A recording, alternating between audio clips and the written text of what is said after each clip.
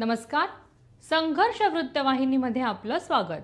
घेऊया ठाणे आणि आसपासच्या परिसरामधील घडणाऱ्या महत्त्वाच्या घडामोडींचा आढावा। ठाणे जिल्ह्यातील 18 विधानसभा मतदारसंघामध्ये आज रोजी मतदान होत आहे। एकूण 72,29,339 मतदारांच्या हाती 244 उमेदवारांचं भवितव्य आहे। यासाठी निवडणूक यंत्रणेची संपूर्ण तयारी झाली असून मंगळवारी निवडणूक कर्मचारी मतदान साहित्य नेमून दिलेल्या केंद्रामध्ये रवाना झाले। दरम्यान जिल्हाभरात 24 भरारी पथके, 18 विशेष कंपन्यांसह 15,096 इतका फौजफाटा बंदोबस्तासाठी तैनात करण्यात आल्याची माहिती जिल्हाधिकारी तथा मुख्य निवडणूक निर्णय अधिकारी अशोक शिनगार यांनी दिली आहे।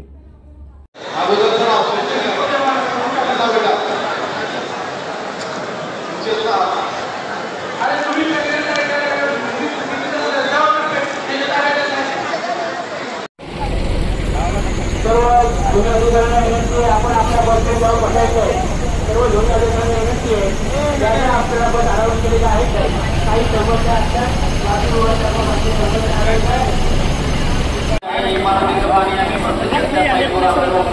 आपण बसेस हलवायच्या नाही। सर्व चालकांना सूचना आहे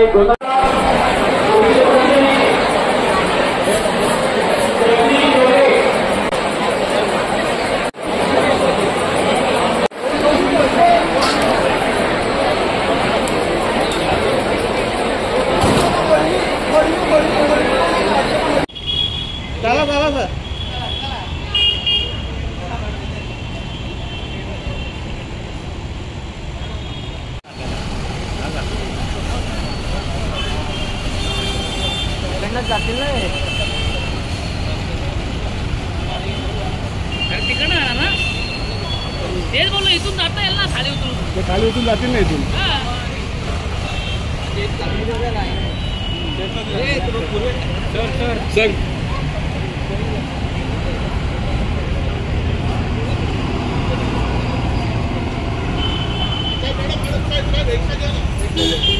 एकत्र सगळ्यांनी मागे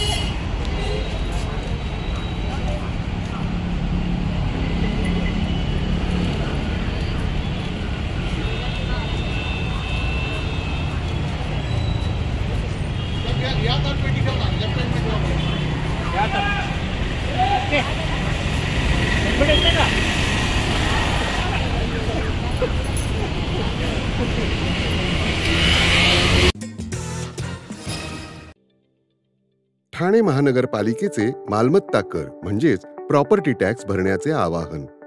सन 2022-23 या आर्थिक वर्षाचे मालमत्ता कराचे म्हणजेच प्रॉपर्टी टॅक्सचे बिल ठाणेकर करदात्यांना महापालिकेमार्फत आर्थिक वर्षाच्या सुरुवातीस म्हणजेच माहे एप्रिल 2022 मध्ये देण्यात आलेले आहे। तथापि अद्यापही काही करदात्यांनी मालमत्ता कर महापालिकेकडे जमा केलेला नाही। सध्या आर्थिक वर्षाचा अंतिम टप्पा सुरू झाला आहे। मालमत्ता कर वसुलीसाठी महापालिकेतर्फे कडक कारवाई हाती घेण्यात आली आहे। या अंतर्गत जंगम मालमत्ता, टीव्ही, फ्रीज, वाहन व इतर जप्त करणे तसेच स्थावर मालमत्ता वॉरंट बजावून जप्त करण्यात येत असून मालमत्तेचा जाहीर विक्रीद्वारे लिलाव करून कराची रक्कम वसूल करण्यात येत आहे। मालमत्तेस पाणी पुरवठा करण्यात येणारे नळ संयोजन खंडित करण्यात येत आहेत। त्याचप्रमाणे थकीत मालमत्ता करावर 2% व्याज आकारले जात असल्याने भरावयाची रक्कम वाढत आहे। आपला मालमत्ता कर propertytax.thanecity.gov.in या लिंकद्वारे तसंच गुगल पे, फोन पे, पेटीएम याद्वारे ऑनलाईन पद्धतीने करण्याची सुविधा उपलब्ध करून दिली आहे। शनिवार, रविवार व सार्वजनिक सुट्टीच्या दिवशी नागरिकांना मालमत्ता कर भरणे सोयीचे व्हावे याकरता महापालिकेचे मालमत्ता कर संलग्न कार्यालय या दिवशी कार्यान्वित ठेवण्यात आलेले आहे। तरी मालमत्ता कर वसुलीची अप्रिय कारवाई टाळण्याच्या दृष्टिकोनातून मालमत्ता कर भरून महापालिकेस सहकार्य करावे। धन्यवाद. ठाणे जिल्ह्यातील 18 विधानसभा मतदारसंघामध्ये गृहमतदानाची प्रक्रिया पूर्ण झाली, तर टपाली मतदानाची प्रक्रिया सुरू असून या टपाली मतदानासही कर्मचाऱ्यांचा उत्स्फूर्त प्रतिसाद मिळाला आहे. ज्यांचं मतदान केंद्र परिघाबाहेर असून तिथे निवडणुका होऊ घातलेल्या आहेत अशा कर्मचाऱ्यांनी देखील टपाली मतदानाचा हक्क बजावला आहे. तसेच प्रत्यक्ष मतदान प्रक्रियेत असलेल्या सर्व निवडणुकीच्या या दिवशी कर्तव्यावर असणाऱ्या कर्मचाऱ्यांनी आपला मतदानाचा हक्क बजावला आहे. ठाणे जिल्ह्यात 18 विधानसभा मतदारसंघातून गृहमतदानासाठी एकूण 940 जणांनी अर्ज दाखल केले होते. यामध्ये 85 वर्षावरील मतदारांचा तसेच दिव्यांग मतदारांचा समावेश होता. यापैकी एकूण 895 जणांनी गृहमतदानाद्वारे मतदान करून आपले मत नोंदविलं. यामध्ये 85 वर्षावरील एकूण 766 मतदारांनी तर 129 दिव्यांग मतदारांनी मतदान केलं. निवडणूक आयोगाने गृहमतदानाची सोय करून दिल्याबद्दल ज्येष्ठ नागरिकांनी निवडणूक आयोगाचे आभार मानले आहेत. अत्यावश्यक सेवेतील कर्मचाऱ्यांच्या टपाली मतदानासह प्रारंभ झाला असून ही प्रक्रिया 19 नोव्हेंबरपर्यंत सुरू राहणार आहे. पोलीस दलातील कर्मचारी, अत्यावश्यक सेवेतील कर्मचारी ज्यांचं मतदान केंद्र परिघाबाहेर असून तिथे निवडणुका होणार आहेत अशा कर्मचाऱ्यांनी टपाली मतदानाद्वारे आपला हक्क बजावला आहे. तसेच जे कर्मचारी प्रत्यक्ष निवडणूक कामात आहेत व मतदानाच्या दिवशी निवडणूक कर्तव्यावर असणाऱ्या कर्मचाऱ्यांनी टपाली मतदान केलं. आतापर्यंत 18 विधानसभा मतदारसंघातून एकूण 3943 कर्मचाऱ्यांनी मतदान केलं आहे. ठाणे महानगरपालिकेच्या वतीने महापालिका मुख्यालयातील कैलासवासी नरेंद्र बल्लाळ सभागृह येथे माजी पंतप्रधान स्वर्गीय इंदिरा गांधी यांच्या जयंती निमित्ताने त्यांच्या प्रतिमेस पुष्पहार अर्पण करून अभिवादन करण्यात आले. यावेळी उपायुक्त जी गोदेपुरे, माहिती व जनसंपर्क अधिकारी रवींद्र मांजरेकर तसेच महापालिका कर्मचारी येथे उपस्थित होते. यावेळी राष्ट्रीय एकात्मता दिनानिमित्त उपस्थित सर्वांनी राष्ट्रीय एकात्मतेची शपथ घेतली. अशा प्रकारे ठाणे महानगरपालिकेच्या वतीने जिल्हा मुख्यालयात ठाणे महापालिकेच्या वतीने महापालिका मुख्यालयामध्ये कैलासवासी नरेंद्र बल्लाळ सभागृह येथे माजी पंतप्रधान स्वर्गीय इंदिरा गांधी यांची जयंती साजरी करण्यात आली. स्वर्गीय सचिन शिंदे यांच्या जयंतीनिमित्त नौपाडा येथील बेघर होम येथील गरजू व निराधार लोकांना ब्लँकेट आणि किराणा साहित्याचं वाटप करण्यात आलं. यावेळी प्राजक्ताताई शिंदे यांच्यासह ठाणे काँग्रेसचे ज्येष्ठ नेते भालचंद्र महाडिक, प्रभाकर थोरात, महेंद्र म्हात्रे, शिरीष घरत, ठाणे लोकसभा समन्वयक प्रवक्ते राहुल पिंगळे, सेवादल अध्यक्ष रवींद्र कोळी, प्रकाश मांडवलकर, मनोज दुबे, दीपक ठक्कर, बाळा घाट, अंकुश चिंडालिया, प्रवीण खैरालिया, शिवसेनेचे सचिन चव्हाण, अमोल गांगुर्डे, त्याचबरोबर विविध पक्षाचे पदाधिकारी आणि सामाजिक कार्यकर्ते मोठ्या संख्येने ते उपस्थित होते.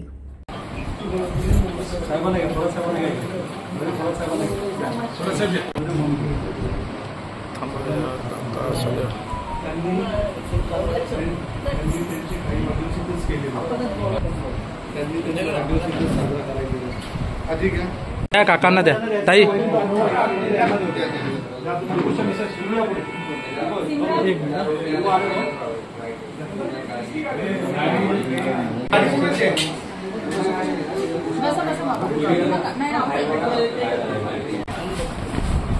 साहेब हात लावा ना फक्त ब्लँकेटला.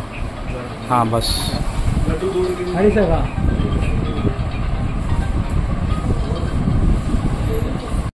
काँग्रेसचे ठाणे शहर काँग्रेसचे प्रवक्ते स्वर्गीय सचिन शिंदे यांचा आज जयंतीचा कार्यक्रम आहे. पहिली जयंती आहे. त्यानिमित्तानं बेगर होम TMCचं जे बेगर होम आहे तिथं आम्ही ब्लँकेट आणि काही किराणा दिलेला आहे त्यांच्या नावाने. आणि त्यांनी जो कार्यक्रम राबवत होते पूर्वी तोच मी पुढे चालू ठेवला आहे आणि ठेवणार आहे. आज भारतरत्न स्वर्गीय इंदिराजी गांधी यांची जयंती आणि त्यांच्या जयंतीनिमित्त त्यांना विनम्र अभिवादन करतो. आणि नेहमीच सचिन भाऊंचा वाढदिवस या जयंती दिनी असायचा, परंतु आजच्या या जयंती दिनी सचिन भाऊ आपल्यामध्ये नाही. सचिन भाऊंचं काम हीच त्यांची ओळख होती. सचिन भाऊ ठाणे काँग्रेसचे प्रवक्ते होते. इंटकच्या अध्यक्षपदाची पूर्ण जिल्ह्याची धुरा त्यांच्याकडे होती आणि अखंड समाजसेवेचं व्रत त्यांनी घेतलेलं असायचं. तुम्ही बघितलं असेल, प्रत्येक सामाजिक कार्यामध्ये ते हिरिरीने भाग घ्यायचे. अनेक उपक्रम त्यांच्या माध्यमातून या ठिकाणी राबवले जायचे. आणि हे राबवत असताना आज सचिन भाऊंचा वारसा पुढे नेत आमच्या प्राजक्ताताई असतील किंवा त्यांच्या बरोबरचे सहकारी असतील, प्रवीण खैराले असतील, अंकुश चिंडालिया असतील किंवा त्या ठिकाणचे स्थानिक हिदायत मुकादम जे असतील, असे अनेक लोक की सचिन भाऊंचा वारसा हा पुढे चालू ठेवला पाहिजे.